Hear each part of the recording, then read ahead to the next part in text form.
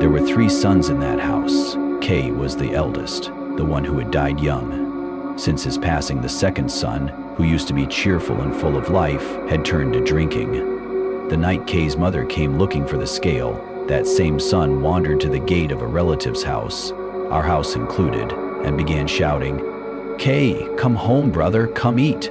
Mama's waiting, come home." He kept calling at the gate over and over, shouting his dead brother's name. Everyone in the family said their skin crawled at the sound. This went on for days, weeks. He would go to random relatives' gates and call for Kay again and again, like a broken record. Eventually, the family brought him to a local pastor. The pastor said, "There's a young spirit in this home, and your family dug a well that pierced the pulse of the river god. If this isn't resolved soon, sorrow will return, I swear to you." About the well. I saw it with my own eyes. They had dug more than halfway when one night, the ground suddenly collapsed and swallowed the well whole. Thankfully, no one was inside. You know, stories like river gods and lady spirits aren't exclusive to Asia. Speaking of river gods, there's a legend in my town that goes way back, told by the old fishermen who used to catch catfish down by the river. They said, there's something guarding that part of the river, a spirit, or more like a creature that lives beneath the water. No matter how the townspeople prayed or what they offered, loaves of bread, bottles of bourbon, even statues of saints left by the levee, it never stopped. Every year, like clockwork, someone would drown. That is, until one cold night in late winter, a drunk named Murphy stumbled into the river and drowned. Strangely, ever since then, no one else was taken. Now, as for spirits, my grandfather had his own tale. He was named Richard, a World War II vet who joined a farming cooperative when he returned home, back in the era when the French still had influence here and communal agriculture was a thing. One hot summer night in 1952, he and a group, including Deputy Dwight and a few relatives, were drinking moonshine at the farmhouse. Suddenly, one of the women gasped and pointed across the open field. "Look, someone's floating by the trees!" Everyone turned. Under the silver moonlight, a woman in an 18th century bonnet and dress hovered silently by the willows, almost drifting on the wind.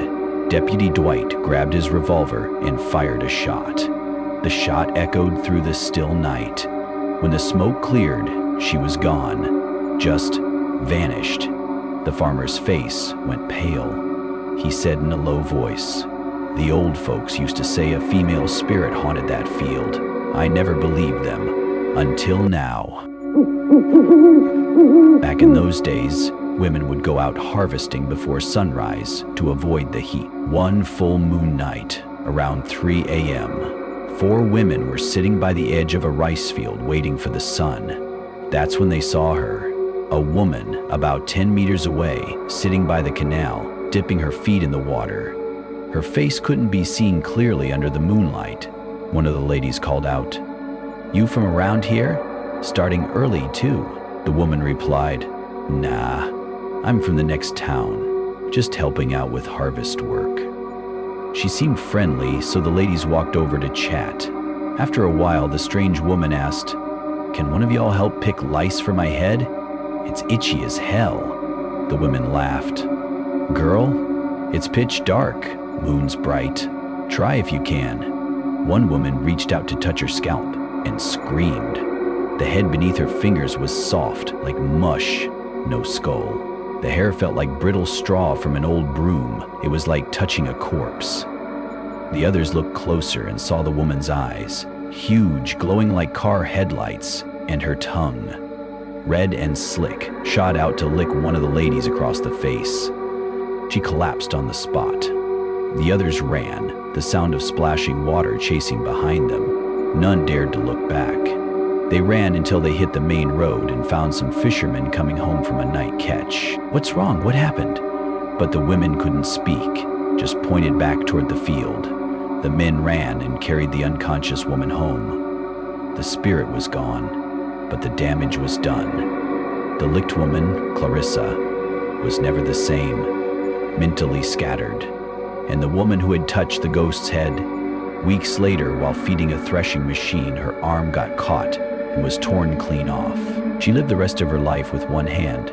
From then on, Clarissa grew worse. She muttered nonsense to herself. But the scariest part?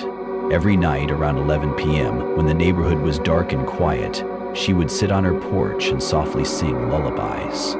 "Sleep tight, my baby. Mommy's got to harvest to feed you." Her husband, Robert, a man who'd once pulled bodies from the swamp, was torn. He was glad his wife had found some strange comfort in song, but worried because she just didn't feel like his wife anymore.